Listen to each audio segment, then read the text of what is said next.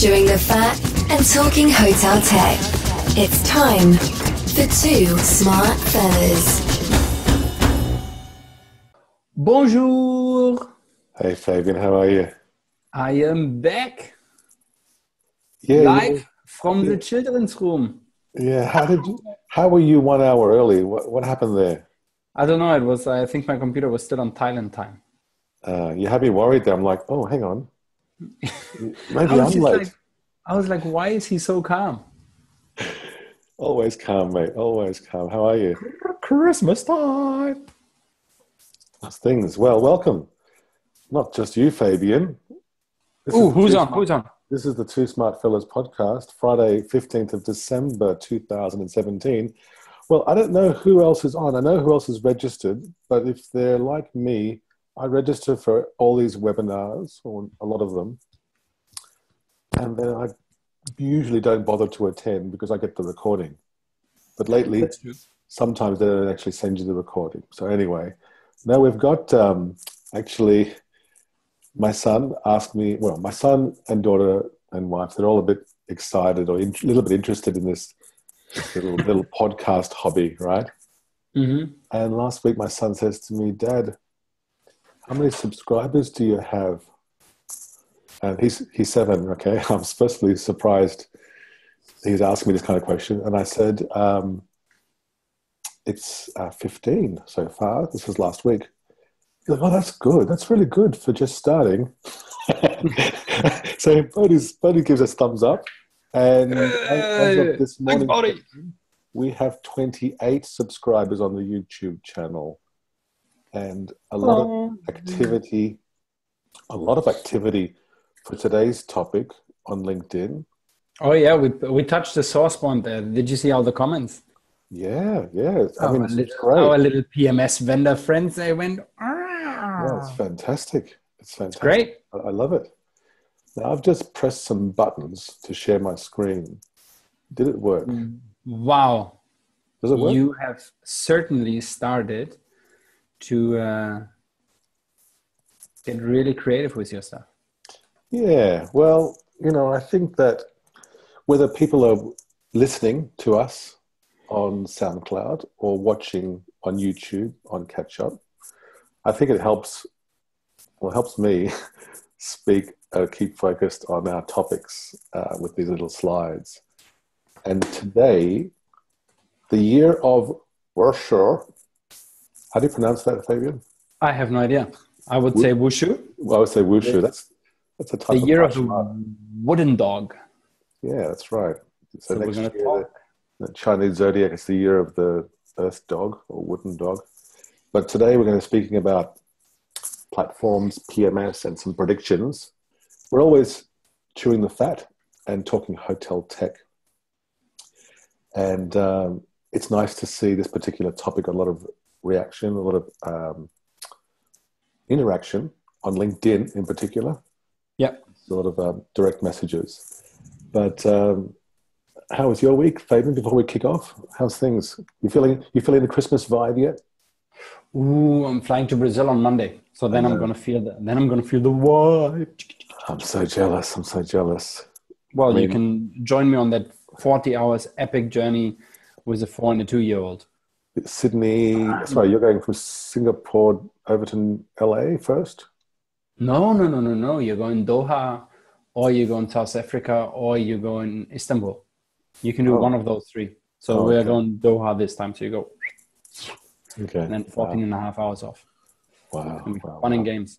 Well, once you arrive, there'll be plenty of time to relax and drink some caipirinhas. Eat some feijoada. Feijoada, picanha. Yeah. Is it feijoada? Yeah. It's both, yeah. Feijoada. Do you like it? Love it. Me too. They have this restaurant which is called a kilo restaurant, and they charge you by the grams that you put on there. Yeah. And I literally look at those people that put salad on there and just go like, why? Why do you waste those grams? Yeah. That could have been a slice of media, the first, and then they tell you should put the bread after you paid. Ah, okay, because it's light and balances on top of the plate. Is that right? Yeah, no, and then you don't have to pay for it because I put the plate on, I did Ah, everything, and then they were like, no, no, no, take the bread off and just take it when you go out. yeah. Okay, Oh, very done. cool. So we're Very cool. talking evolution of PMS today. We're going to Yes. chew a little bit of the juicy little fat that happened this week, and then we're going to round it up with the startup review, and our predictions will be Yeah, chewing the predictions. fat. Yeah, predictions are all in there as well. And I think we've got some news topics. Plenty of news this week. My goodness. Ooh, oh my crikey. I had about 20 shortlisted. So I put them down to 4. So you can choose again Yeah. which Yeah. one you would like to hear about. They're all quite juicy and sexy.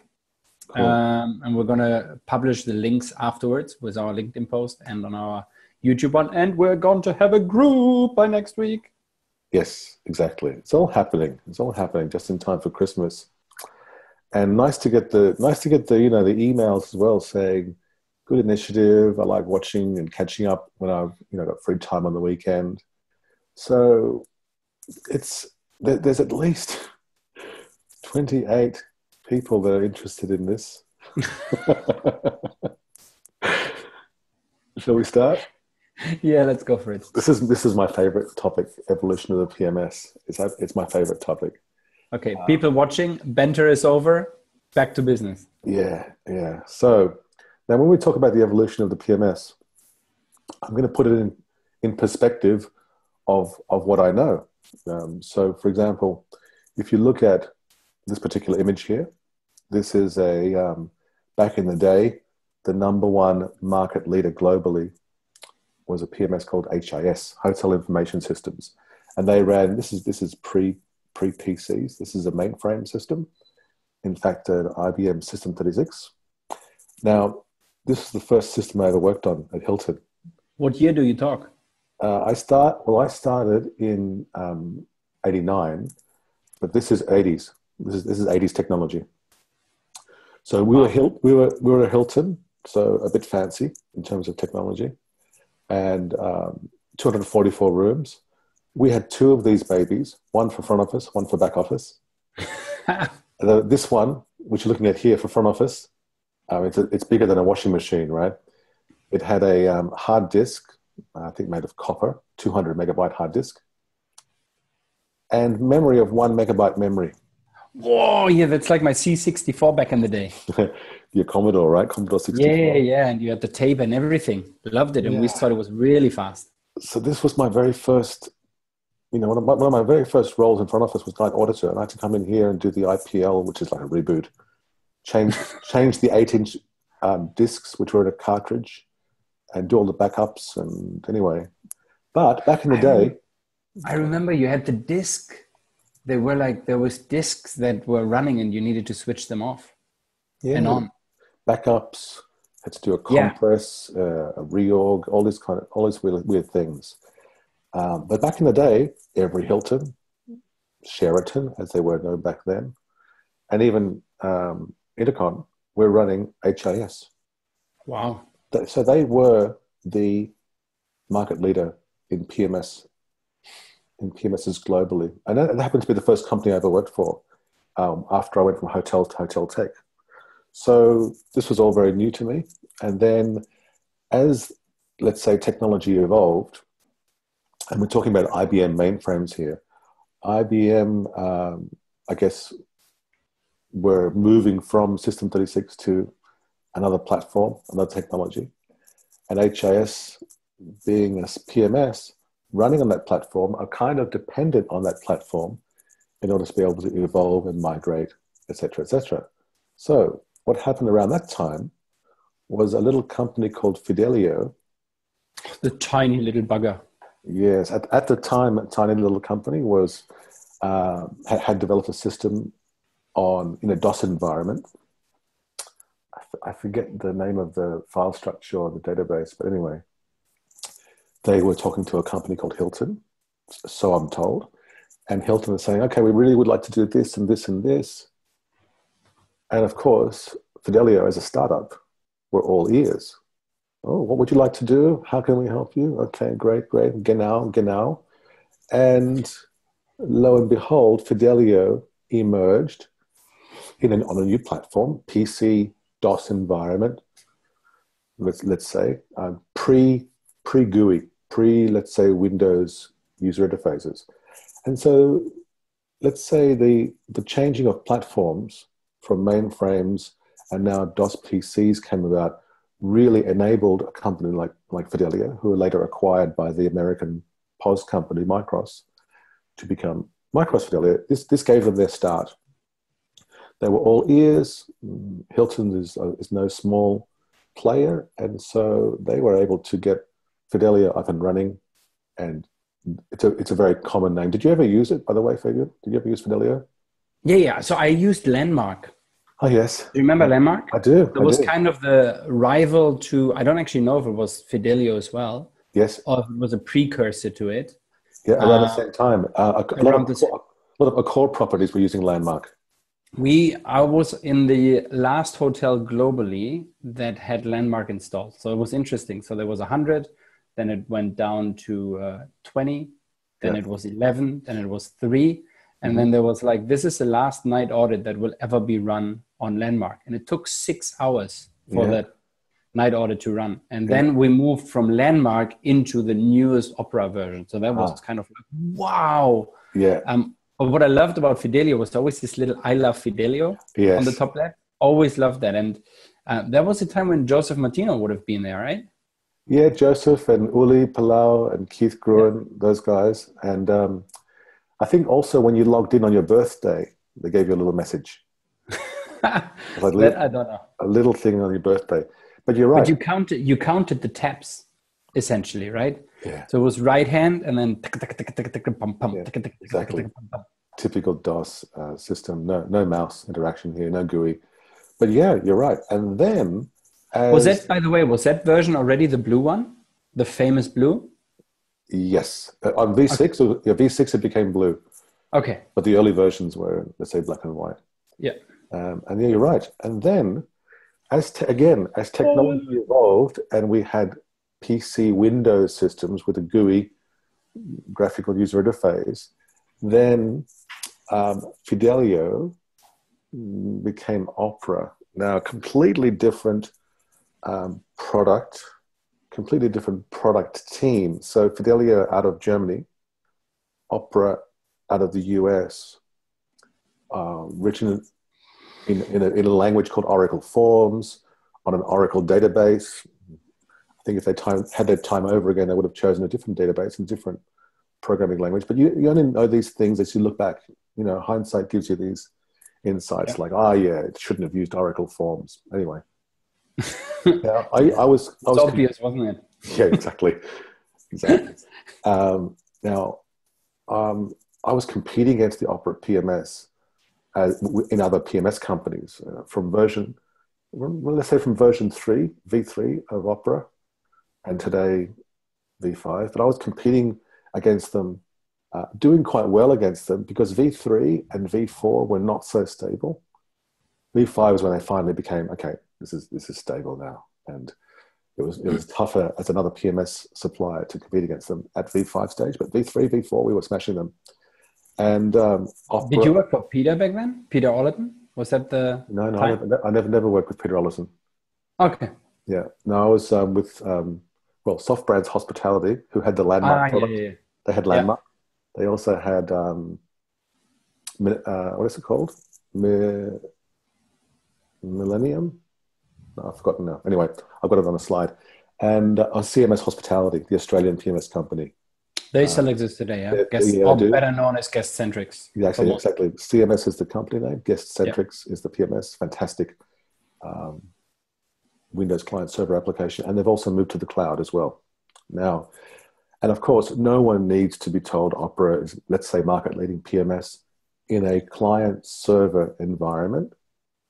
But now we're going to the cloud. Yeah, so as we talk about the evolution of the evolution of the PMS is really a story about evolution of platform and technology.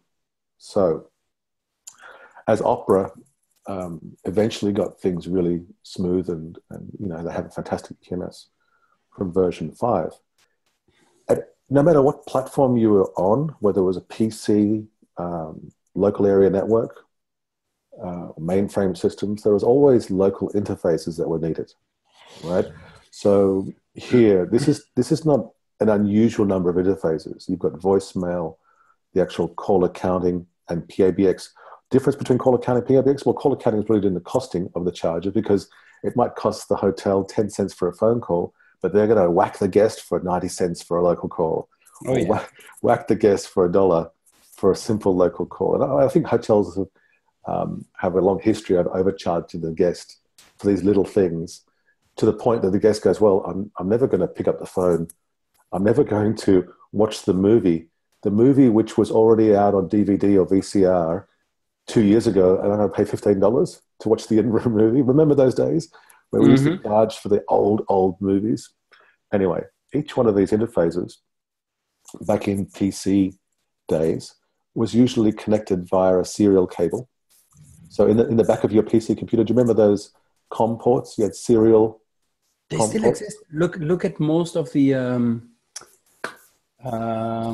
projectors these days that you find in hotels. They still all have those ones. Yes. VGA. Exactly. So VGA is another type of COM port. Now this one here is actually a DB25 connector. Now this is what I used to do when I was working in for HIS, installing PMS systems, and then doing the interfaces, and then doing technical support. This is stuff we had to do. So this little screen here, you can see here, COM port. This is typically the kind of screen we would work with. And so from the PABX, we would physically plug a cable into the back of the interface PC. And if we had plenty of interfaces like you see here, we might need an adapter. So this little diagram over here, this is a hostess card, a SCSI port, to give your PC more COM ports. So anyway, and I remember, I could never forget, the communications settings for most PMS interfaces were 9600, 801 and none. Baud rate, data bits, stop bits, and parity. I mean, I'm just going off a manual, right? But it's stuff that I remember, it wouldn't be working, so we'd change a 2 to a 1. Now it's working. And the PABX interface is where the housekeeper would clean the room and then pick up the phone, press *3 or whatever it was. Became a clean, I remember. Became a clean room in the PMS. Remember those days? Yes. And then the supervisor. Well, I was at the end of it, right? Yeah, so that's my era. And so interfaces have always been a requirement. And because interfaces are typically a very local hardware related, this is where you have the local suppliers of PMSs, the local suppliers of telephone systems. And I remember you used to have a big electrical storm, and the hotel might get hit by lightning, and they could blow out 1 or 2 COM ports or the whole motherboard on a PC. Interfaces are down. You physically have to replace the machine, replace the card, reconnect these, serial interfaces. That was fun days. And now today, well, as we went to, let's say, more IP-based communications, Ethernet connectivity, it's still interfaces. Doesn't matter if we were talking serial, LAN, or now cloud-based interfaces. There's always been a requirement to interface multiple, either on-premise products or cloud-based products as we have today. So, Fabian, which one of these were you? What was your very first version of Windows that because you're a Windows man. You're still a Windows man. I'm a Mac fanboy. I don't actually remember the 3.1. I think the 95 was the one that they put with CDs inside the magazine, into the magazine. Yeah. And then you kind of NT never took off. Yeah. XP, nobody XP, understood. Yeah, XP started using a lot of this features and benefits for NT, but my very first Windows version that I used in the office was Windows for Work Groups. And wow. 3.1, and I loved it. Remember Solitaire? Yes. That's what I used most of all. And then I used to have fun dragging the windows around. But yeah, all these flavors of Windows. And like I said, I'm now a Mac fanboy. Oh, we have a question. No, I welcomed Olaf. Hello, Olaf. Oh, good. I didn't know. I just got a little alert here. Olaf Slater from Trust, now Sabre. How are you, mate? Good guy. Feel free to chip in Don't be shy. I know you're not shy. But so anyway, I'm now very happy that I don't have to touch a Windows PC anymore. But anyway, as you see all these different versions of PCs and the Windows versions, and Windows really took off globally. So when you have, back in the day, you had IBM mainframe systems, System 36, AS400. Then you had Landmark and Fidelia and all these different DOS-based systems running on whatever, Novell networks, blah, blah, blah. Now there's PCs everywhere. And when there's PCs everywhere, you then have PMS companies everywhere that say, we can make this, there's some software on this for our local market. And this is still the situation today. There are still so many different client-server, Windows-based, on-premise, whatever you'd like to call them, PMSs out there. So if you look at Australia, I mean, there are more than two, but RMS and Guest-Centrics, which is the product name from CMS Hospitality, are two of the leading local PMS providers. VHP and Rialta in Indonesia. In India, there's plenty. I've only put in a couple. Oh my God, yeah. IDS, ProLogic. Now in China, Foxys and Oasis are popular. NEC in Japan. Oasis is actually coming up, eh? It is. Now it's more and more getting into conversations. Even though I've got the Windows PC here, I actually think they're a Unix-based platform. So, okay. Excuse me for being, unbelievable. Unbelievable. All the keyboard warriors are going to slam me for this, but Silverbyte out of Israel, I'm going to mention them in the next slide. And of course, in Europe, there are the big hotel markets are obviously Germany, France, UK, Spain. In each of those markets, even today, easily 10 strong local PMS suppliers. It's mad. And it's crazy. In the German-speaking markets, Fidelio, Suite 8, Seahot, which is the product from the company Gubsi, Protel, of course. Remember Hogatex? The name rings a bell. Yeah, they're definitely from your part of the world, but you've been out of there for a little while. Hogatex was also another client-server PMS. Who are they now? I think they got acquired by Amadeus Hospitality, which then got sold to Infor.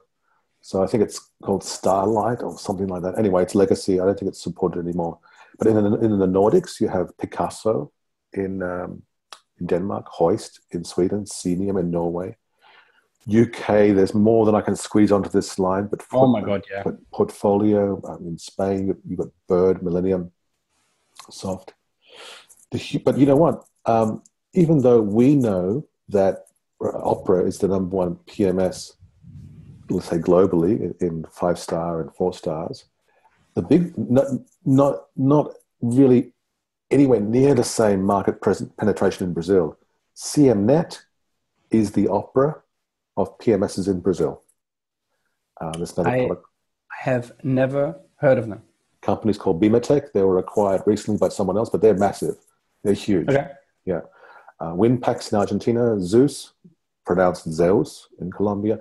Oh my God, in the US. See, there's Landmark. Yeah. See, Landmark, you mentioned them before. Rune Master, Epitome, RDP. There are more. That's why I put 100 plus. There's easily over 100 PMS suppliers. What I don't get is some of them, you look at those names and you go like, how can you still be around? Oh yeah. Well, the thing is, most of these suppliers have got 300 to 400, 500 hotel customers. You can be profitable with that made when 21st century. Yes. Do you know what I mean? Oh, exactly. So we are right now at a crossing road or a turning point between on-premise, Windows client server, and cloud. So I've broken down the hotel business into different departments, because when we talk about the evolution of the PMS, as you've seen on LinkedIn discussions, and there's been many, many discussions about this, I'm looking for a full ERP PMS, or which is the best all-in-one, or who supports best in class. So I've put down, let's say, the hotel into obvious departments. You've got different operations. So front desk, F&B, conferencing and banqueting, and housekeeping and maintenance. And each of those areas typically has technology, which would be a PMS, a POS, sales and catering. I put online reputation management in there because that's like a scorecard for your service delivery. Now, I've categorized under sales and marketing your inventory, your pricing, distribution, loyalty, and QA. What are the systems that typically support that? CRS, booking engine, GDS, CRM, revenue management systems, very important. And I've also put websites in there because your digital presence is super important. And then back of house. So let's call it admin and finance, or back of house. So HR, payroll, your financial accounting, inventory, stock control. And you have systems there, right? So we have a hotel business and you have different departments. And then you have solutions for those departments, either from the same supplier or different suppliers. Now, I think that the key, the crux of the evolution of the PMS in terms of the future will be a combination of these things. And there's some very interesting discussions on this morning. Obviously, PMS providers have a vested interest or a particular perspective.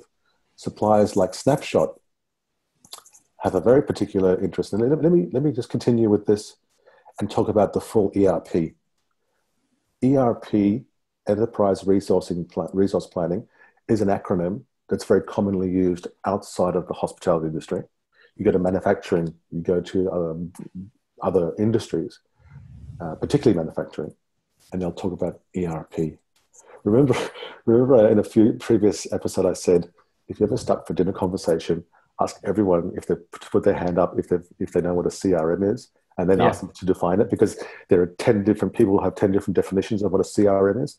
Same thing with ERP.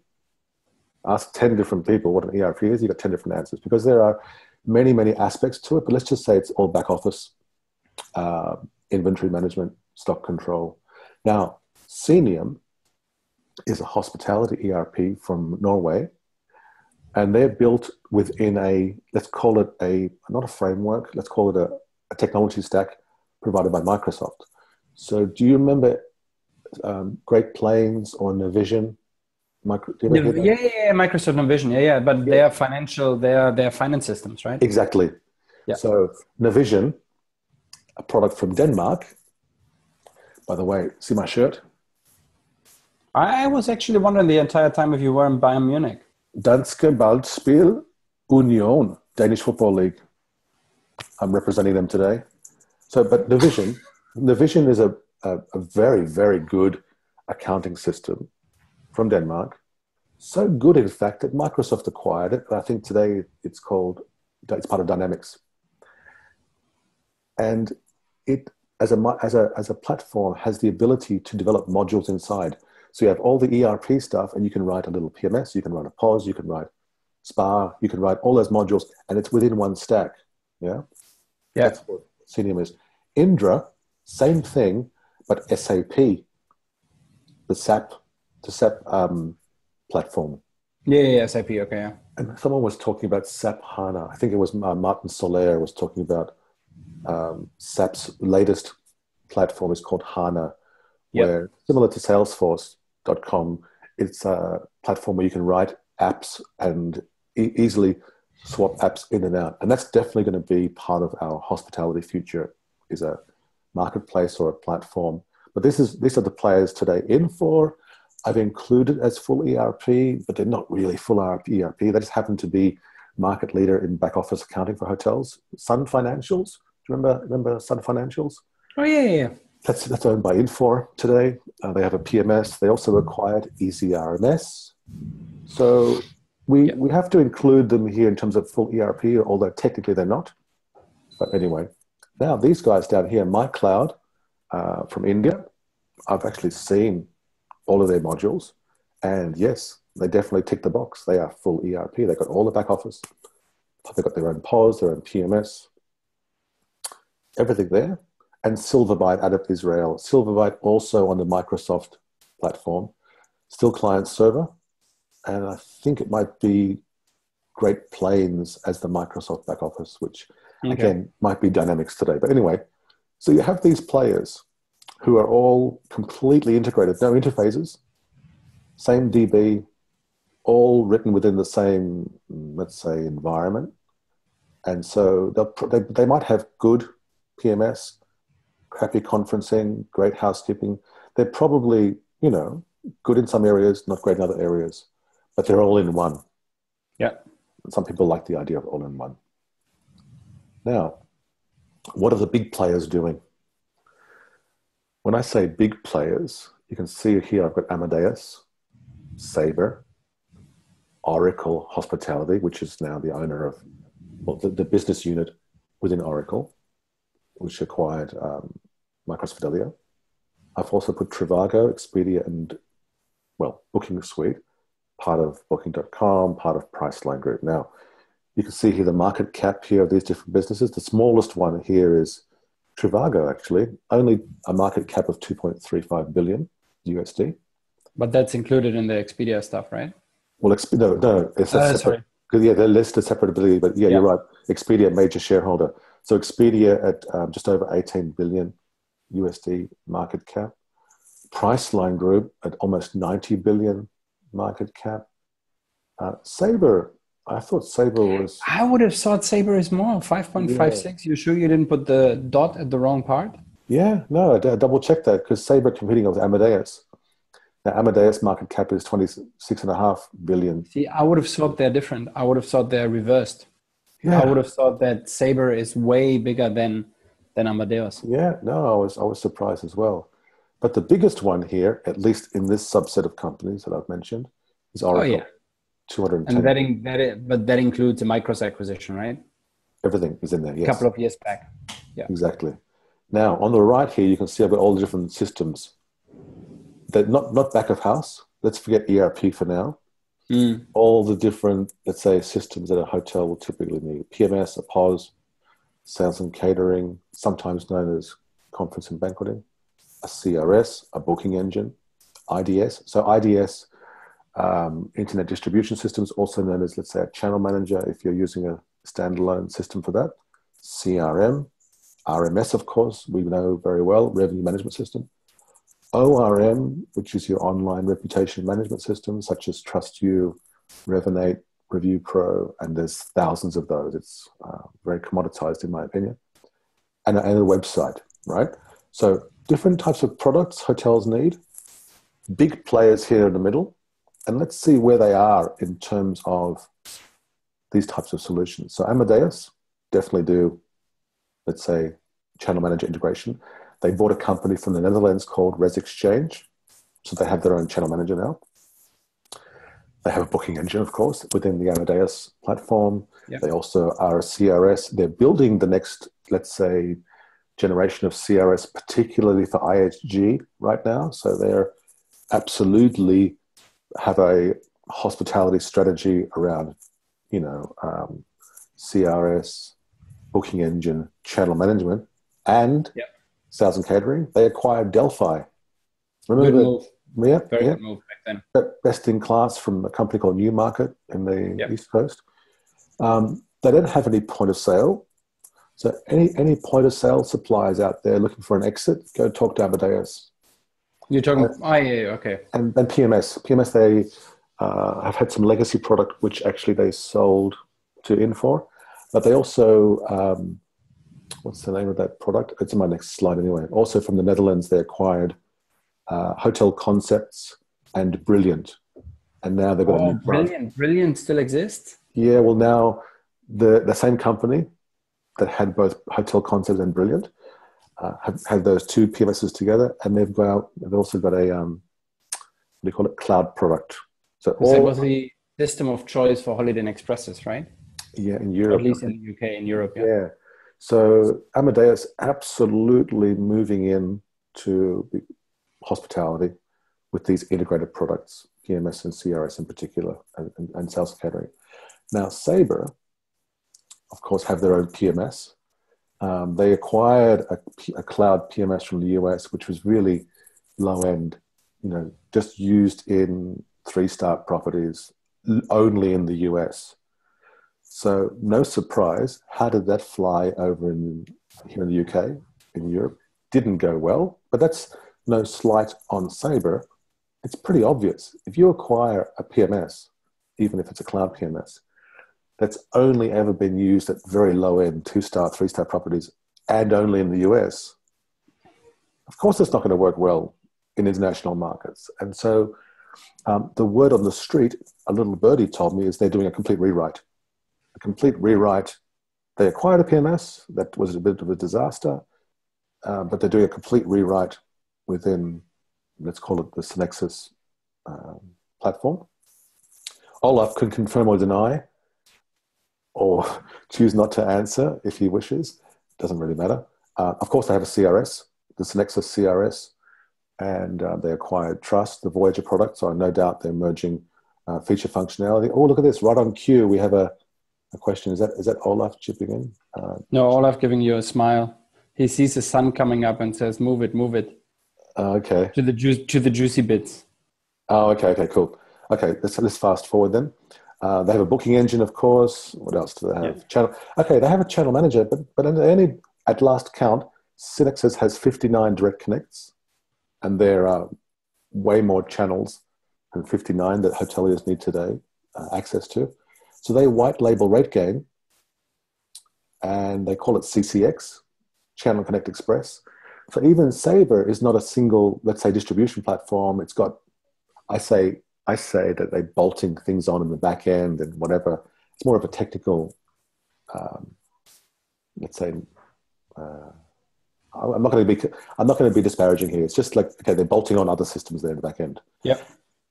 And then, okay, well, they also make websites. Okay, fine. All right, let's go to Oracle. Yes, of course, market leader PMS. Yes, also arguably market leader in point of sale, the Micros product and the Opera product for sure. They also have sales and catering. It started off not being so strong, but today I'm told it's very, very strong. And the hotels who had Delphi have replaced it with Opera, conference and banqueting. No problem at all. So well done to Oracle. Now, I've given them a little box here for CRS. It's arguable. They really should they don't really have a CRS. You can call ORS. It's not strong. So there's a little box there next to a little a line to CRS. They really don't have a strong CRS at all. I think they would admit that. They have a booking engine, kind of, if you consider OWS, Opera Web Services, not really known for it. Really not strong. And that's a common theme. Which PMS company do you know that ever made a good booking engine? Almost none. Good question. Yeah. Anyway, IDS, they don't really have a channel manager. They have MyFidelio which is what it is. And Smart Hotel in Europe is commonly used. So whilst I put a line there, they really are not strong in distribution at all. I think they would admit to that. And then what else? CRM, yeah. Again, defining CRM, but they do have some CRM functionality. They tried to write an RMS. Do you remember that? Opera had a revenue management system in Asia. They tried to write one, but it didn't take off, and then they binned it. But now, let's keep moving on. Trivago have a PMS, Base 7 booking. Very interesting that a big marketplace or avatar, let's say a meta search platform, has its own PMS. Olaf is asking about corporate booking tools and voice applications. Cool. He can do his podcast and do that as a topic one week. This is about the evolution of PMS. We can do a future episode on that. Let Olaf talk about corporate booking tools. I don't mean to be dismissive. Yes, within the CRS, your corporate booking tools. Yeah. Now, outside of hotel business, Sabre has a bunch of other travel agency products. They're supplying travel agencies with corporate booking tools. But travel agents aren't our market. Our market are hoteliers, and we're talking hotel tech. So back on track. So Trivago have a PMS. Trivago, I think, are white labeling or partnering with Cubilis for a channel manager, so they don't really have their own channel manager. Yeah, big in the Benelux. Yes, exactly. But very little outside of that. Yes, exactly. And then there's no real RMS from there. They do some rate intelligence. But now Expedia, I gave them a line there on sales and catering because they're now doing online meeting bookings. People who are booking, so it's it's a stretch to say that. I think it's an RFP system. Okay. If you put it down as I would say, those kind of things are more of an RFP until we have real-time availability. Yeah, true. Booking engine, they provided that for some hotel chains in some areas, like Booking.com do. Now, I have given them a little marketing on CRM. You know, the analyse product you mentioned before out of New York? Yeah. That's absolutely CRM. Also, it's an in-room entertainment kind of Roxy style thing. I think it's an intelligent mixed with a handy. Actually, that's interesting. Right. You mentioned handy. So I sent you the photo during the week. I was staying at another property in London that has handy. Feedback is from the hoteliers. Handy are all about getting that guest data, that guest email address, but they don't share it with the hotel. The hotel can't load any apps on the handy device, so it's a little bit of a Trojan horse, in my opinion. But anyway, what else do Expedia do? I've given them RMS because of the Rev Plus product. Oh yeah, come on! They went out and said now we have 20,000 hotels on it. Yeah, it's most probably Can I just say it's most probably an opt-out thing, right? So we just switch them on, and if you don't really know that you have been switched on, and what I realized yesterday, if your score is too low, you're not even allowed to use it. Oh, you know that?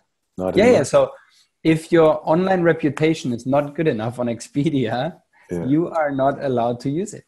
So let's say you're a crappy hotel, that's not for you. Yeah. Wow. It's fantastic. I love it. It's like discrimination of a really nice level. Hey, sorry guys, you're not really good enough. Well, we sell you, but you're not really good enough to make the cut for our product. I actually like that. I like it. It's not a bad thing, right? Mm-hmm. I mean, it's some kind of quality control, but you could argue those guys really need help. Yeah, no, for sure. And now our friends at Booking Suite have an RMS. It used to be called Price Match. I know a lot about that. And then they also do, they recommend ORM. They don't have their own ORM. They recommend Trust You and a few others. If you look at their latest version of the website. They make websites, of course. That was part of the boutique acquisition and booking engines. So very interesting to see what the big players are doing. Let's keep moving on to cloud. Hey, PMS. You forgot the PMS. Which one? For Booking.com. Yeah, I think they've actually... got rid of boutique? Yeah. They acquired a company called Hotel Ninjas. But then they binned that right away. I won't get into the details why. But no, not really. Well, they might be starting and stopping PMS. Okay, now we're going into the cloud, hybrid clouds. Yes, exactly. Now, in every region of the world, I've broken up Europe and UK here, Asia Pacific over here, the Americas, North America, and South America. These are all as many cloud PMSs that I could actually fit on this slide.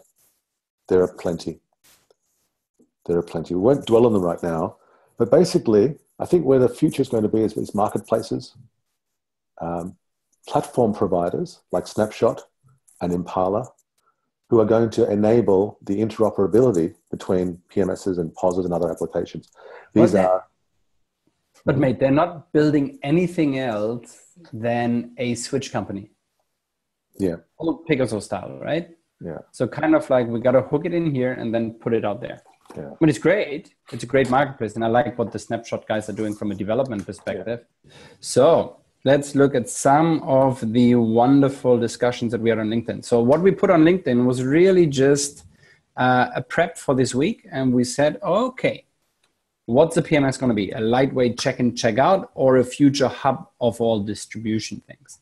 And we purposely popped in a couple of names that we know out of the industry that have fantastic PMSs. So we're talking about Cloudbeds, Muse. We're talking about the Booking Factory. So all of those are, I want to say, new age kind of, how do you call that? New age PMSs that want to be more than the legacy.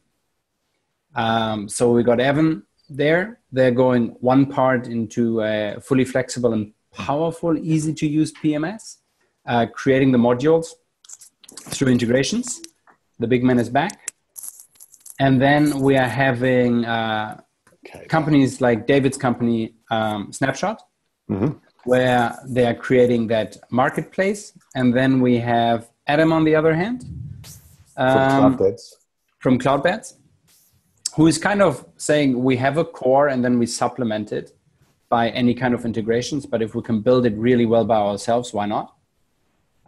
Essentially, I like Ben, how he came and said like, okay, we need a bit more user friendliness.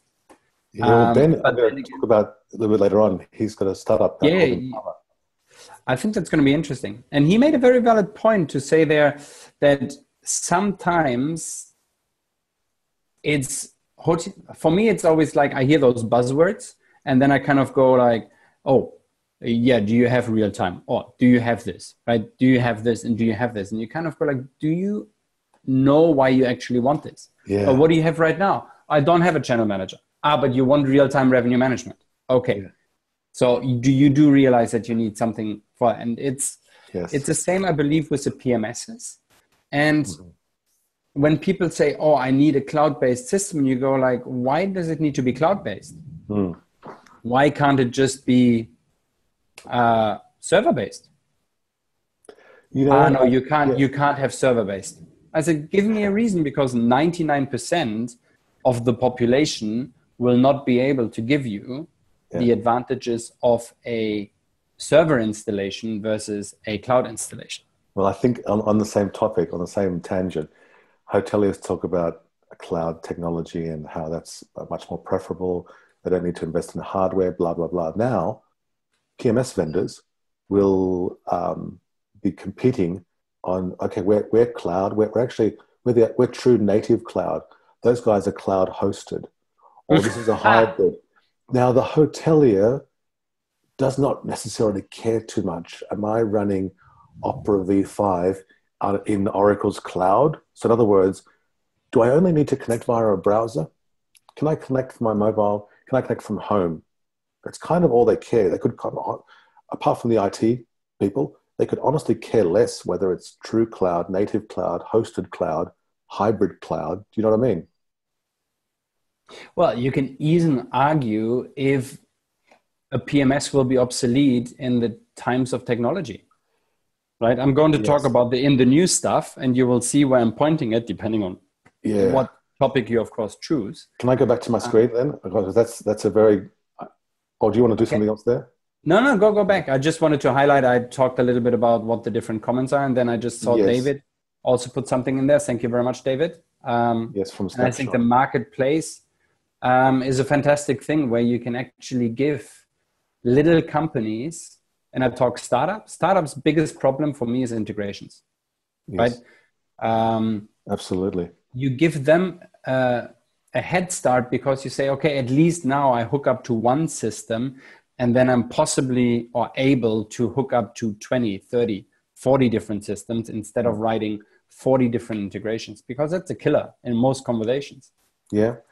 So I strongly believe there will be, maybe there's some kids in a garage right now, maybe there's some other people working on it right now, there will be a very amazing all-in-one system one day.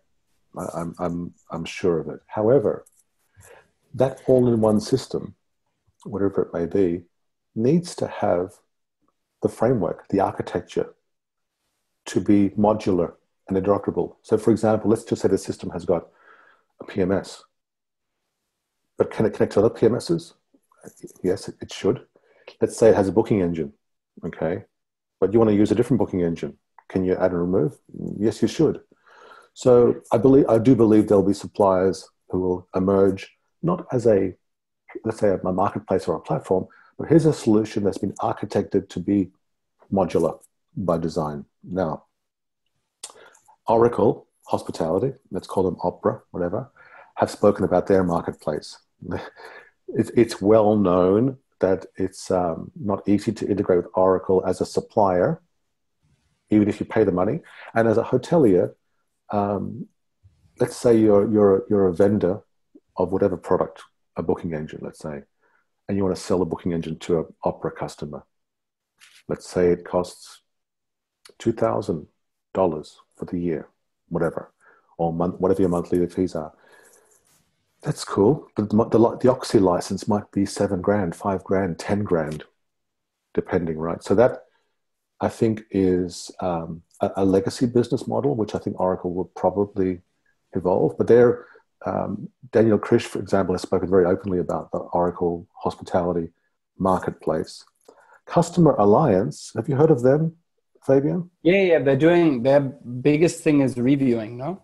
Similar Yes. to Trust, I think they're based out of Berlin. Exactly, they're in Berlin. Very cool bunch. Yeah, I met some of the guys in Italy last week. Oh, Cool okay, guys. at BTO, yeah. So you go to the Customer Alliance website, but you need to scroll all the way down. See Marketplace. Now, Marketplace, they've got some featured partners here. Yeah. So basically, these are obviously partners that they integrate with, but also there's a little bit of a commercial opportunity there to provide leads to Cinque Stelle, which is a cloud PMS from Italy, My Hotel Shop, Uli Kastner's company, which is a meta-search marketing agency. There's a RMS that's partnered over here, but you can see here that they're actually, they've labeled their marketplace. And Xenia Labs, they're one of our sellers. Yeah. So there's Good all guys there.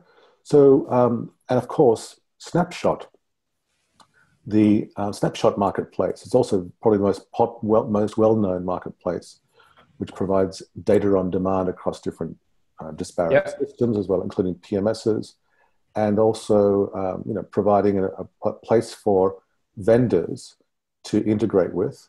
And I think that's going to be something that, well, it's already gained a lot of traction and will be a player in the future, so to speak, to facilitate.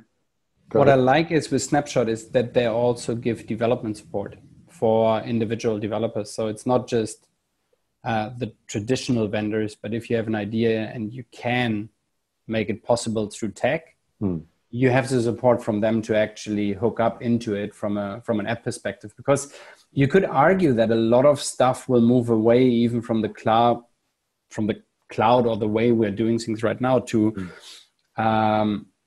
I don't want to say closed user groups or open user groups, but more of like an app store. Yes. Where you can download, plug in, and the database underneath will just shift from one to the other. With databases, that's a whole other, let's say, much more techie conversation. But you're right.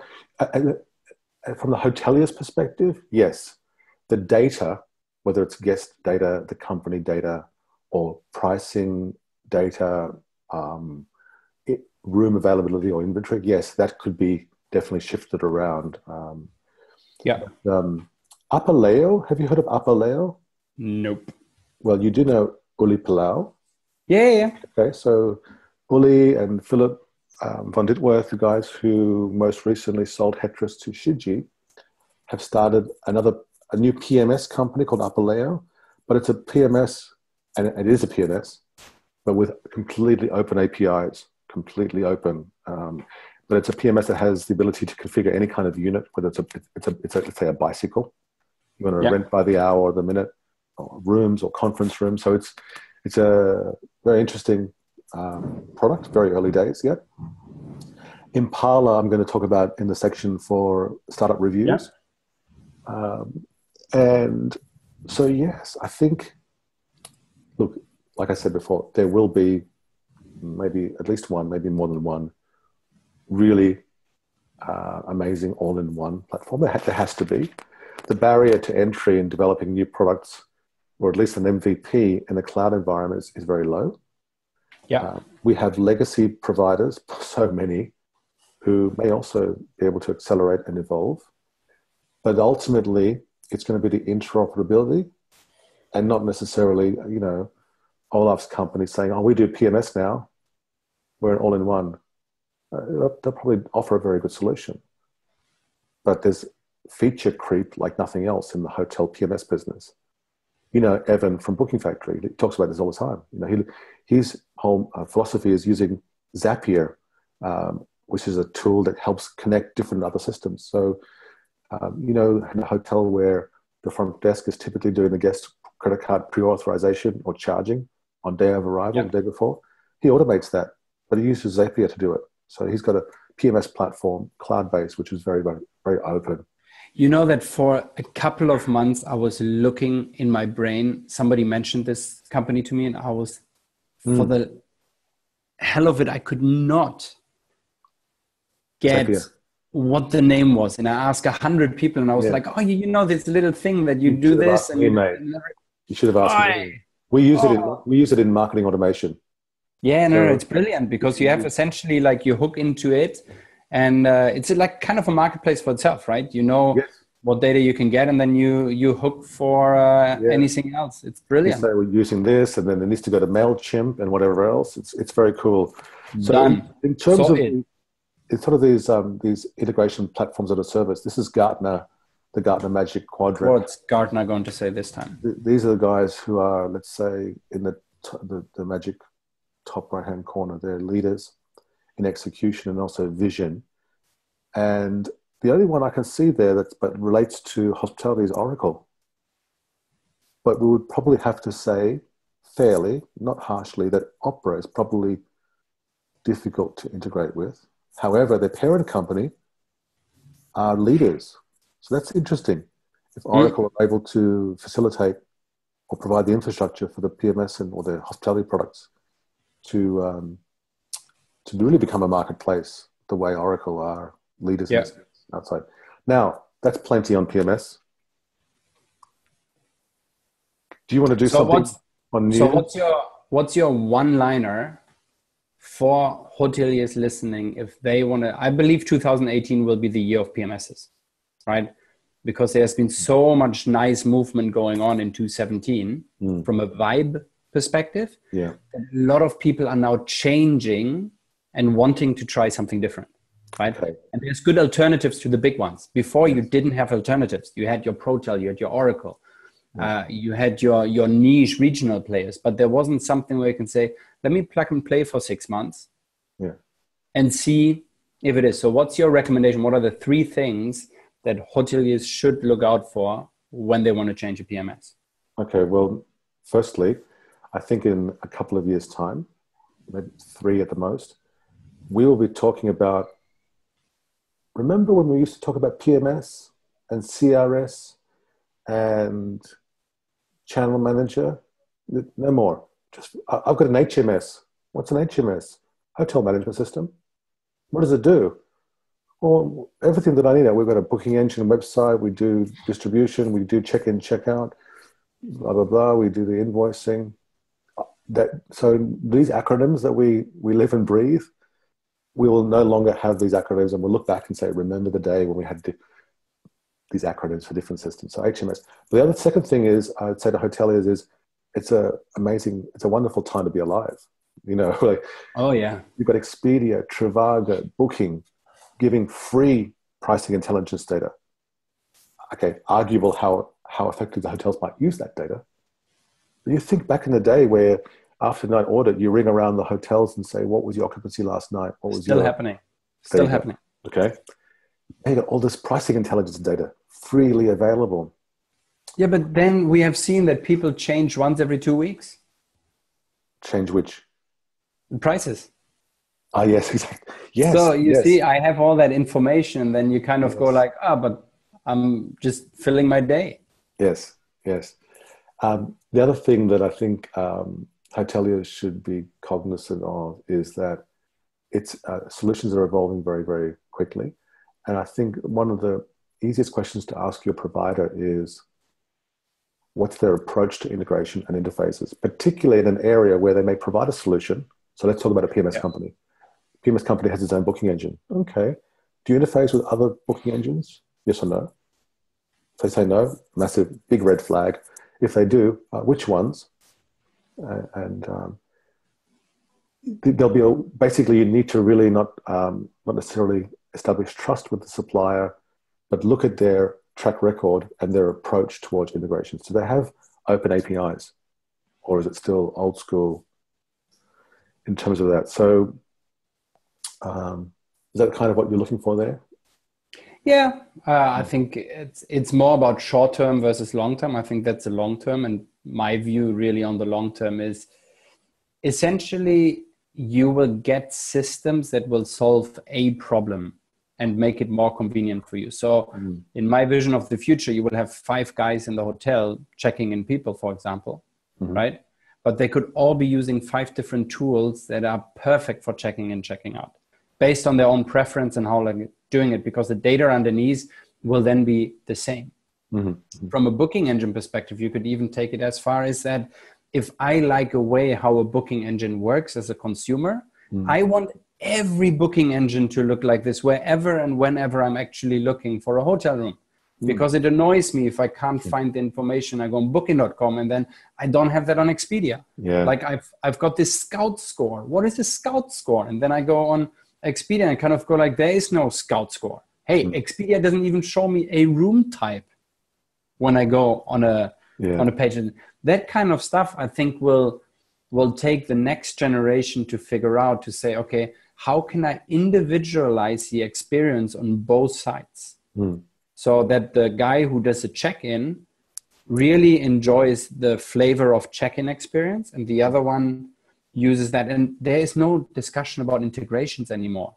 It's a fully 100% app kind of plug and play environment.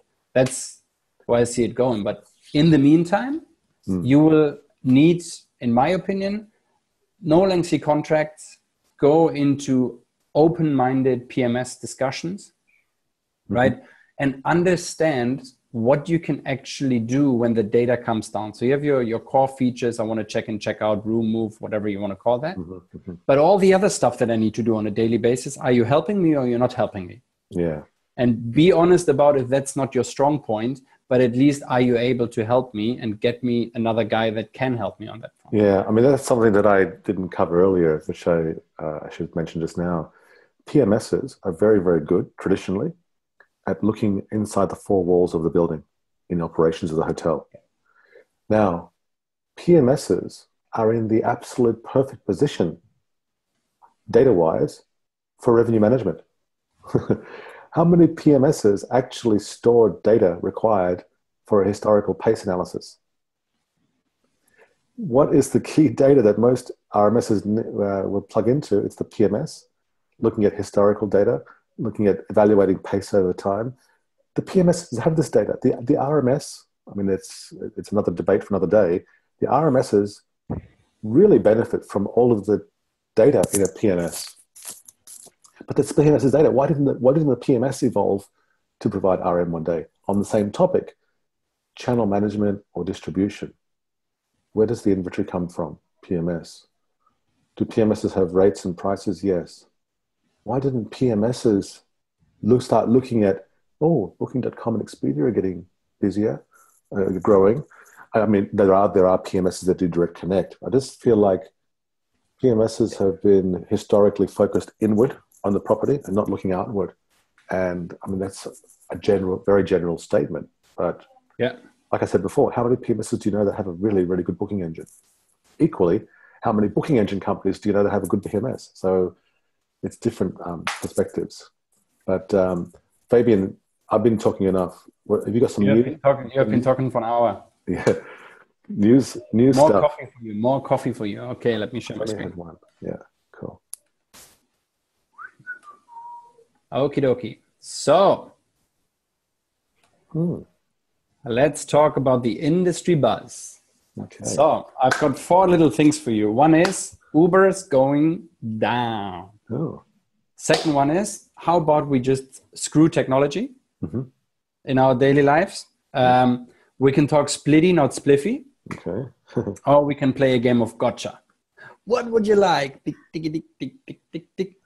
Okay. Well, you're doing a startup, right? So I would say let's do spliffy next week because it kind of goes into a startup. So I got my spliffy next week. Spliffy, I'm trying to contact you throughout this week to get a couple of quotes from you. Do you know what spliffy means in Australia? I do know. Oh, yeah, I know what a spliffy is. Sorry, I'm talking splitty. I'm going to call you. Okay. So Uber's going down. Does that relate to hotels somehow? Oh, yeah. They're all related to hotels. Okay, let's go the first one. Uber's going down. Okay. You can choose 2, by the way. Oh, good. Don't choose the second one. Okay. So, Uber is going down. Uber's going down.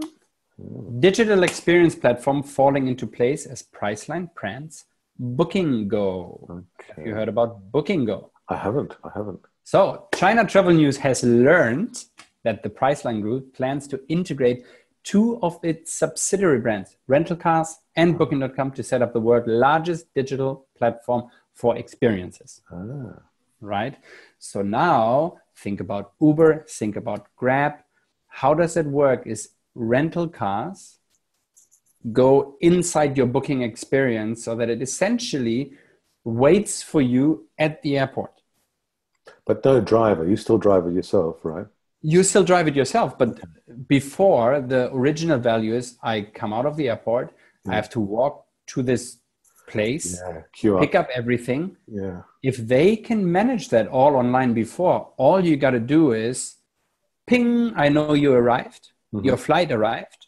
So now I know you have approximately 20 minutes to go through, and we have the driver drive it up for you, no cost, and you pick it up because you're doing cost of acquisition and you're starting to take on another, how do you call it? Vertical. And think about it further. Driverless cars. Why do I need the driver? It'll just wait there, or you press a button, you put in your code, and the guy comes driving along. Yeah, right? That's nice. There's a lot of stuff that can happen that makes it more convenient for the traveler. So kind of disrupting the disruptor. Well, I probably wouldn't use a driverless car in Bangkok with the traffic there. You know what I mean? Yeah. But that's interesting. I think that's very cool. I think it's probably easy for them to do. It's products within their portfolio of companies. I'm not a big rental car user myself. I only used one in Munich a couple months ago because the meeting I had was 80 kilometers south of Munich airport. And there's no trains that way. So I personally don't rent cars a lot. But when I did, I was lucky. I actually did book on Rental Car. There's a massive queue on the Sixt car rental desk. I was like, oh my God, if all the car rental desks are like this, I'm just going to be There's a lot of them. I mean, it's a very heavily American thing, right? You gotta, it's like in America, it works all the time. In Asia, you're right. You kind of want to go into Jakarta and you say, can I please have not a car, but can I have a scooter? Yes. To kind of get there. But the fact remains, it can disrupt the current Uber, what we have traditionally, or even combine it with have you heard it? Is it Go-Car or what it's called? I saw it in Australia. So you essentially pick up that car somewhere in the city and you drive it and you just leave it there. It's a bit like rent a bike. Oh yeah, I've seen that in Germany. Yeah, very popular. If you find it, you kind of just like go into it, drive wherever you need to go, park it wherever you like, and then that's it. And it's a brilliant thing to, again, it's my frustration with Uber, and we take it a lot, or with Grab. Those guys are becoming more and more cheeky. So all of a sudden they overcharge, or they click, I have arrived, yet you can still see they're still 5 minutes away. And it's those little things where they're trying to get that extra $1, $2, $3. Or they just don't pick up anywhere between 8:20 to 8:31, because at 8:31 the surcharge will kick in. And then you wait, and then the guys will not find you, and then they turn around, and it becomes a different ballgame where all of a sudden it becomes what was so convenient and great in the beginning, a really, really bad nuisance. And we have a war here in Singapore between Uber and Grab, essentially. And they're trialing out different promotions. You get 50% off, or you get $5 off, or you get this, or you get that. And you sit there sometimes and you cannot get a car for 30 minutes, right?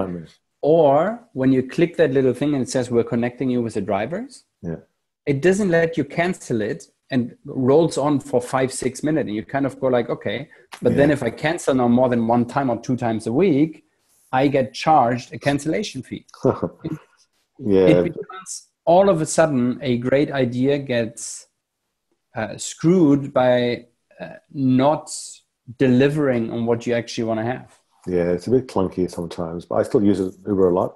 Oh yeah, right. It's a bit clunky, and I'm still giving every driver 5, and no matter what. And I'm 4.8.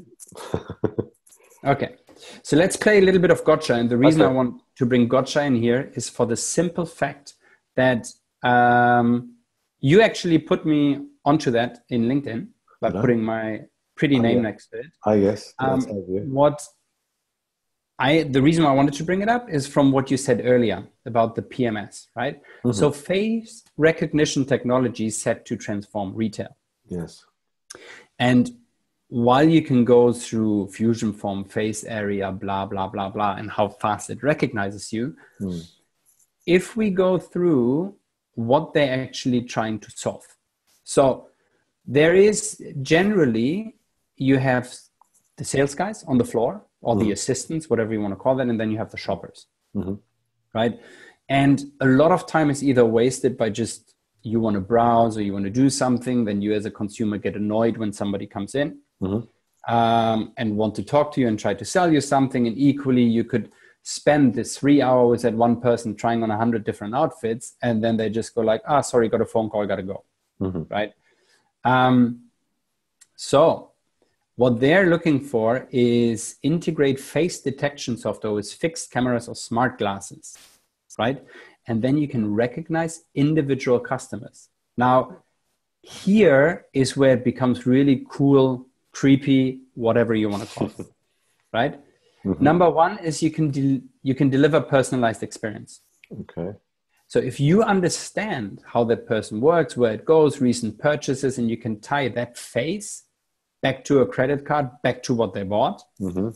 Assuming, let's say, you have a closed user and group from a loyalty perspective. Let's just say that. Yeah. Taking it further, let's say McDonald's starts doing this, right? And every time you go into McDonald's, they already know what you want. Or when Eric orders an Uber, we know what kind of music Eric likes to listen to in the car. So we're going to play the music that Eric likes. Well, I think Uber have an integration or a partnership with Spotify. So anyone who's an Uber passenger and has a Spotify account has that capability. But why not automate it, is what you're saying. It's automated. And now you can say, you have a connection to yourself. So you understand what the customer wants. You might even have their name. You can directly start a personalized experience. You say like, I know you like red. Or I know I like green. Let me bring you to actually where you want to be. Then you can detect certain sessions, so really about sequencing and about density. And I remember they had this with the early stages with near field communication, where they popped in the different near field devices into the different furnitures. So, and they could literally trace people by giving them an iPad in the beginning, how they would walk through the store and therefore know where they sat.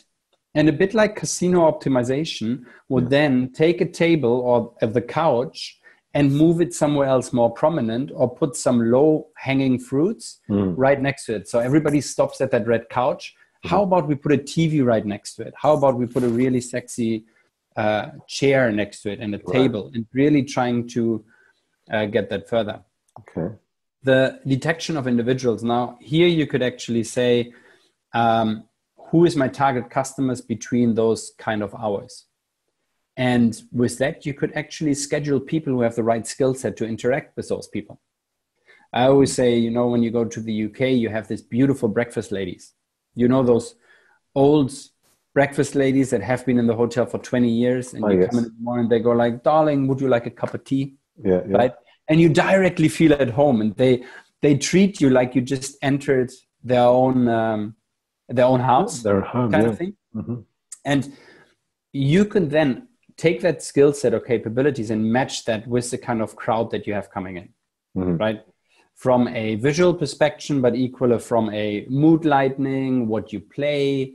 But you could equally say, hey, there's a shoplifter coming, right? Then all of a sudden it's like, and then of course, there's a big thing between digital, what is it called? It's not called BTO, it's H2O. O2O, online to offline, offline to online, online to offline, online to offline. Yeah, works both ways. Okay. So essentially, when you see something offline, you're bound to go online. If you see something online or have seen something online, you will kind of stock and peak if you see it offline again. So we can bridge that gap between both areas. Now you hook that up with augmented reality, and you can, and personal shop assistants, virtual ones. It's going to become crazy. It's going to be a really cool, techie world where shopping will never be the same again. And for us, it means faster. Yeah, I think as a hotel tech supplier, I look at some of these things like, okay, will this be a cool feature to help close the deal that a hotel will never actually use, but they'll buy whatever I'm providing or offering because of this. Like, and I remember way back in the day with PMSs, for the first Windows PMS, we had in guest history the ability to put a guest photograph in there. And of course, in the demo system, we had some cool pictures in there of different celebrities. Yeah. Hotel loved it. And we talked about how you could have a little camera at the front desk and capture the guest image and blah, blah, blah, if you wanted to. They loved that feature. Not one hotel ever actually used it. Do you know what I mean? So on this kind of technology, which is obviously very, very cutting edge, I look at it and go, okay, is this a nice to have, or will this actually be something that will help close a deal as opposed to being practical? Look at the brands. And I'm talking the global brands where you might have stayed in a Holiday Inn 5 years ago, but you only travel once every 2 years or something. Yes. You will be recognized 5 years later somewhere else in the world because you have stayed in a Holiday Inn down there. Right. Right? Yeah. From a facial recognition perspective. Okay. Yeah. So that all of a sudden, taking it to the next step, even if you just do it, forget the front desk, even if you just have the technology in place to track that data and say, how did Eric from a lifetime value started spending stuff? Because I can take it even further. Eric went with his parents first time to a hotel in 1929, right? When he was a young child. 20 years later, he started to embrace on this one. Then 10 years later, he went on this one. So you can picture and then forecast a completely different journey of saying, how is that guy going to evolve through my brand? And what can we do now to capture him for the foreseeable future and for the long future? So I wouldn't write it off from you're right. Give it to a receptionist and they will most probably just look for the hottest one that will come through the door, right? And we'll fight and say like, hey, I'm going for him or her. I'll do the check-in, I'll do the check-in. Yeah. Because back in the day, you would stand there chatting with them and then somebody nice would come and you kind of go like, oh, okay, I'll take that one. Of course. But the underlying stuff is where it's going to be gold dust. Well, yes, I think you're right. I think where it'll probably be easier is as we move to a cashless society and people start paying with their Apple or Google wallet, whatever they're using. That will be a very easy way to then start tracking spending behavior, whether they're retail, offline, online, whatever. And so that really means to me that Apple and Google, let's say even Facebook, if they start doing something in travel, more, hotel tech specifically, are in a very good position to really understand the total lifetime value of the customer if they chose to. So yeah, lots of options there. Yeah. Lots of options. So now we are going to go and look at 2018. Prediction time. We got to be really fast or we're taking it for next week because you still want to do your stuff and we're going to an hour and a half. You got to cut your education to half an hour, my friend. I will. I get excited about these things sometimes. So how about we do startups next week or we do predictions next week?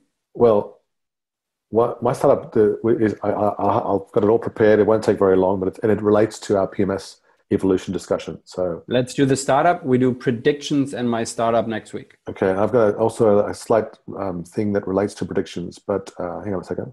So am I sharing my screen now? Yeah. I'll stop sharing. You start sharing. Okay.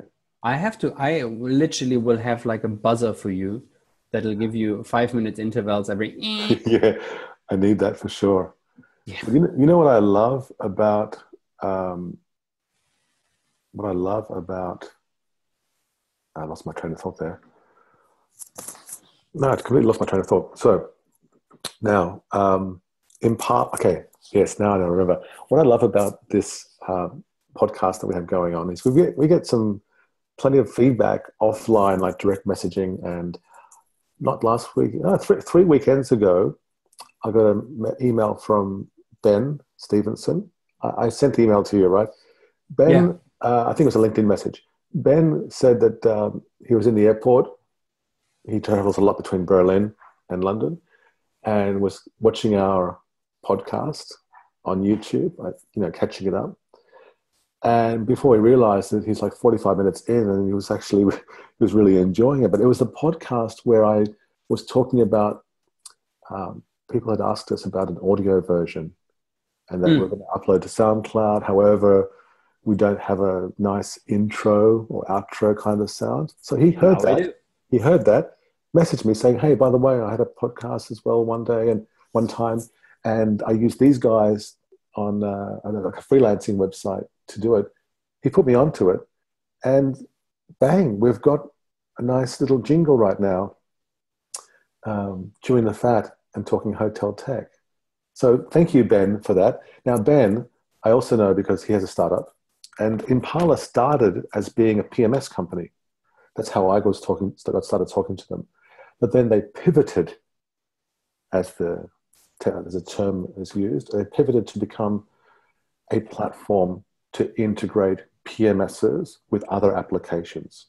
And so, do you know, if I say, let me go to a website here. If I say Metro Cash and Carry GmbH, does that mean anything to you?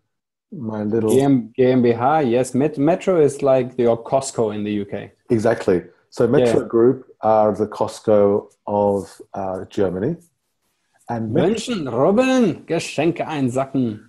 This one has extra Zart, whatever that means. Zart, super smooth, nice. super. I don't know.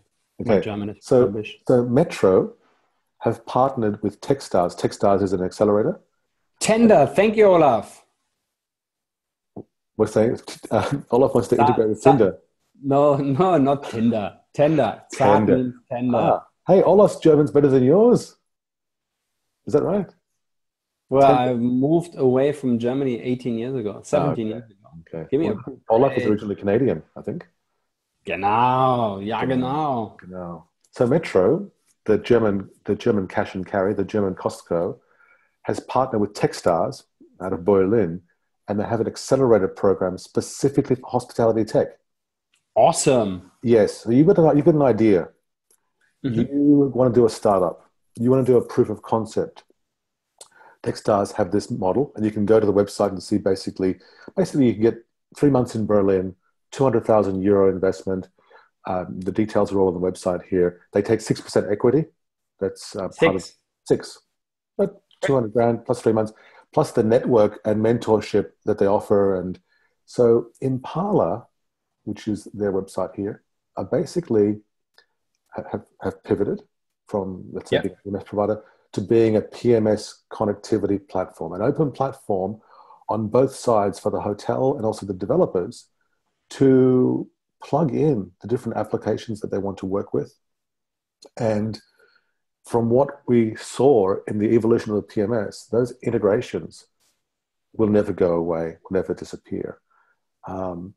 Obviously, there are some legacy suppliers or even cloud suppliers in terms of technology platform that may or may not have capability, but their approach is completely using latest JSON type APIs. It's all publicly available. Yeah. And remember, we were talking in the previous episode about the Arise platform, the startup, which is blockchain based, right? Impala could. Yes. So you remember when you were saying, but what's in it for the vendors? Yeah. Like, why would a PMS? Okay, Impala have that solved. They have a revenue share model. So for the PMS, they can basically say to Impala, here, this is our interface that we use for telephones or POS, whatever else. Impala will use that, integrate it into the platform, and every time that interface is used at a different property, the PMS benefits from a revenue share model as well. So truly, open platform, quick and easy, with a revenue share model to boot. So Like it. Ben and Charlie, thank you for listening to the program. Ben, thank you for your tip on the freelancers for our intro on SoundCloud. Too smart, fella. And Ben, thank you for coming up with this Impala product. I think it's awesome. What do you think, Hagen? I like it. It seems it's pretty in the starting phase, yeah? Yes, very early days. I think they're just finishing their 3-month proof of concept in Berlin as we speak. They did a big investor pitch last week in Berlin, not just Impala, but all of the startups who are in that accelerator program. So yeah, very, very cool. And very quickly on news, which is not really a long conversation. This week, money. Oh my God, yeah. Money. Hey, Smartbox, OTA Insight. OTA pulled in 20 million to expand in Asia Pacific. So you'll probably be seeing a lot more of them in your neck of the woods there in Singapore. Yep. A revenue management startup just brought in 2.5 million pounds. I know them very well, work very closely with them. And last week's episode, remember you said that's old school, mate. Smartbox, gift certificates. I said, watch this. I said, watch this space. But mate, come on. It's like a handy 180 million. No. They do. Okay. No, I understand. But you used to use it. It's not new as a concept, but they've basically acquired all the market leaders out of Benelux, UK, all those little regional ones. They've acquired them all, and they really market them and package them very, very well. There's still a huge number of people that are purchasing these. Oh, no, don't get me wrong. I told you, I did the same thing, right? To buy buymygift.com or whatever it was when I lived in the UK. And it was like, drive the Ferrari for half an hour, go kite flying, go. Yeah. It's for those one-off opportunities where you really want to give an experience. Yes. I remember back in the day, I bought the Ferrari. I bought the indoor skydiving. Yeah. I bought the fly a plane. Did you ever buy a spa hotel or a nice spa place? No, because I did once, but we bought it in conjunction with do your own perfume. So I thought that was actually quite cool. Do you know what I mean? Yeah, you make your own perfume. Do your own perfume. It's in a nice place. You get a massage with that one. Yeah. So on the hotel side, the hotel experiences, particularly with spa, if you are a luxury spa product, destination, I should say, or business, you absolutely need to look at the Smartbox. And also, I'd say any kind of property in a unique destination where you are actually offering some kind of unique F&B experience. Maybe it's a whiskey distillery. These guys are really taking this to the next level in terms of making this. But even if you don't, just make a partnership. Do you know what I mean? It's like if I'm somewhere, hiking in the Alps in the summer is great for Japanese tourists. Yes. Right. Well, that kind of stuff, you got to find the niche and what you're good at and use your local connections. There was a Skift download today. Give me 1 second. 1 second. I think. Hey, we're already 1 hour and a half. I know, but that's you talking for an hour, mate. Sorry. Okay, go on. Skift. What was today? Skift. Travel. Habits of the industry. Hang on 1 second. Yeah. Okay, shoot me over the... You do it. Share your screen. Share the screen, yes. Okay. So Skift brought something out, and essentially what they did is they looked at travel habits of the travel industry. So they looked at people actually working in the industry, and what do they do? Yeah. Right? And I thought that was actually... you can download the full report. It's on skift.com, and then, we just Google it these days. Yeah, travel habits. Just Google Skift travel habits and up it will come. But are they going to charge me $500 for this report? Because No, free of charge, mate. Free of charge. I'll take it then. Travel industry professionals, no surprise, blah, blah, blah, blah, blah. How many leisure trips do you take in a typical year? Oh, yeah. And it's actually surprising. 3, 4, 5, 6 for people working in the industry. And so if you go into the report, you will have a breakdown of who those people are and what they actually are. But that's an interesting one to look at. And the next one is around how important is it to meet and connect with locals. And you can see that it becomes important. Yes. And that's where you can leverage as a hotel to drive that local experience forward. Yes. And then we're looking at everybody complaining that we get this industry discounts and stay for one night and free. If you look at here, and this one is on a typical leisure trip, how much do you normally spend on a hotel room?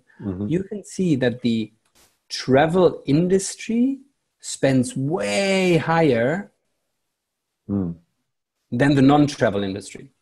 Yeah, but it's the skift reader who I would say I understand that, but you and I both know that if you work in a 3-star hotel and you want something really nice, chances are you will save up a bit more money to go to a 4 or 5-star hotel. Yes. Because you understand 3-star. And the value proposition, yes. And the value proposition. And equally, if you work in a 4 or 5-star, you understand the good from the bad from the indifference. Yeah.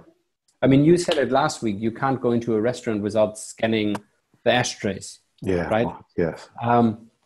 So it's the same thing, that when you spend your money, you spend it on something where you think, okay, that's really good value for money. And you can't take the travel versus the non-travel. It's like expert in derivatives versus Joe Bloggs trying to make speculations on the stock market. But I thought it was an interesting thing to show how the travel industry itself travels within it, because you can argue that we're a big segment of our own. Yeah, no, true. Travel for travelers. No, travel for travel industries. Yeah. Hotels for hotels.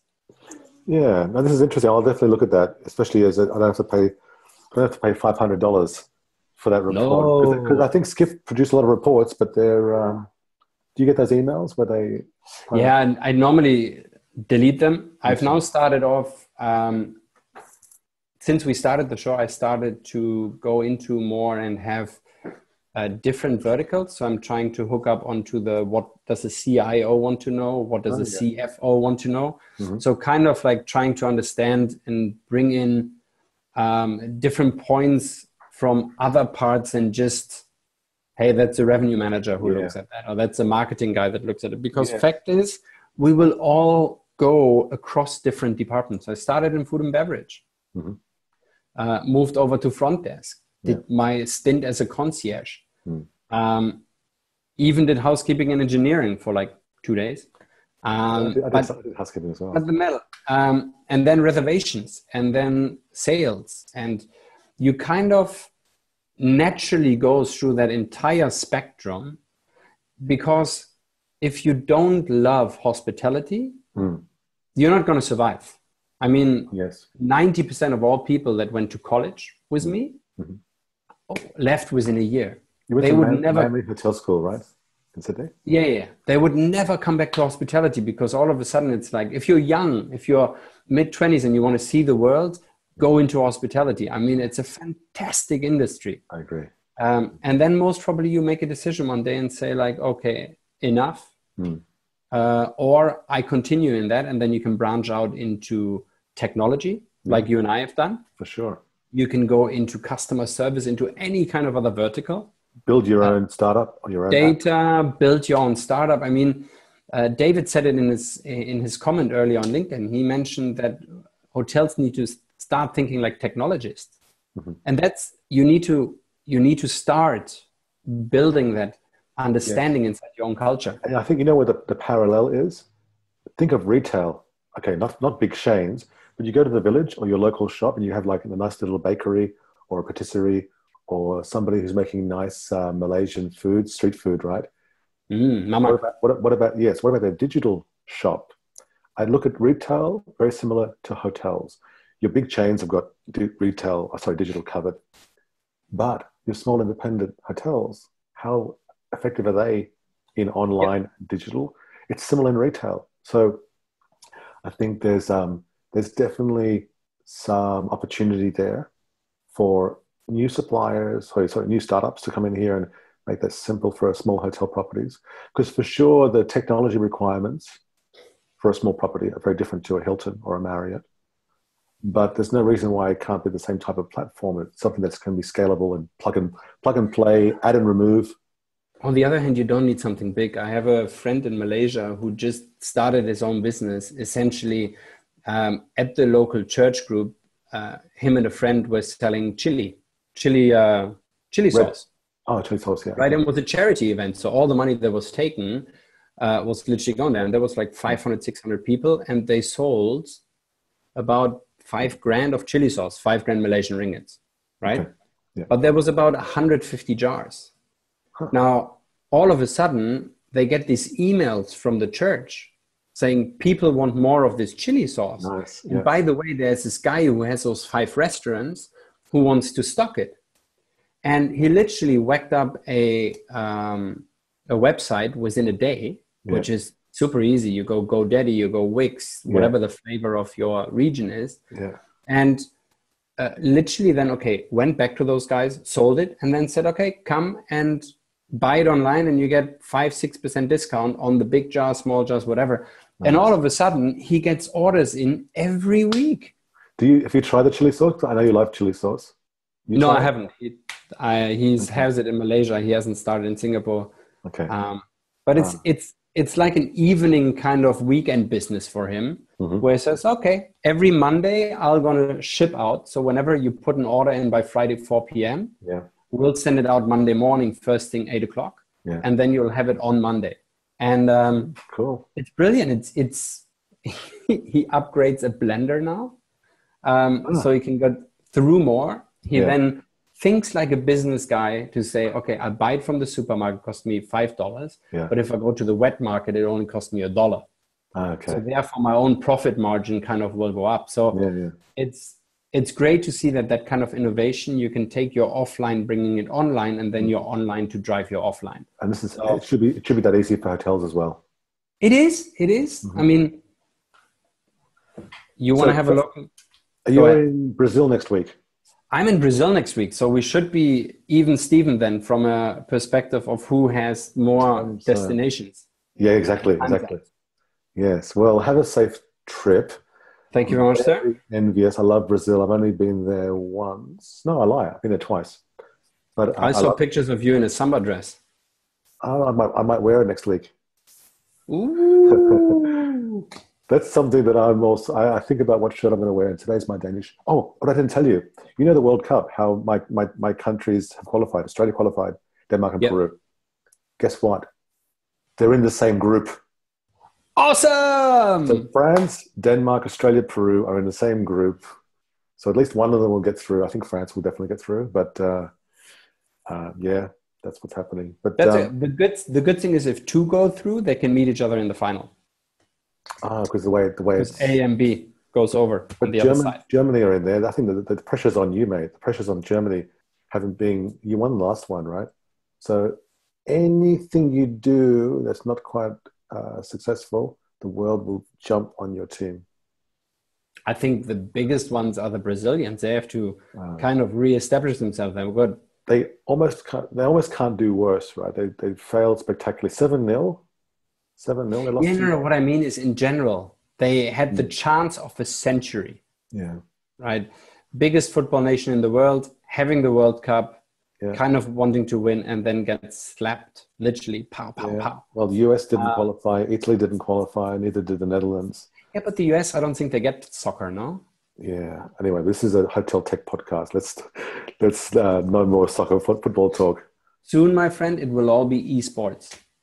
Esports. Oh my God!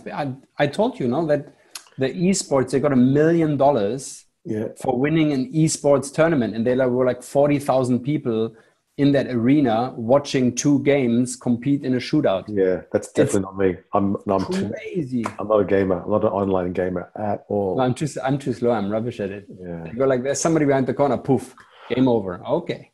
Mr. Wolfiansky. Have a good weekend. Thank you. Sorry for talking so long on PMS, but I kind of like it and get excited by it. Safe travels, my friend. Thanks. Bye-bye. Ciao, ciao. Tschüss. Ciao, ciao. Tschüss. Bye, Olaf.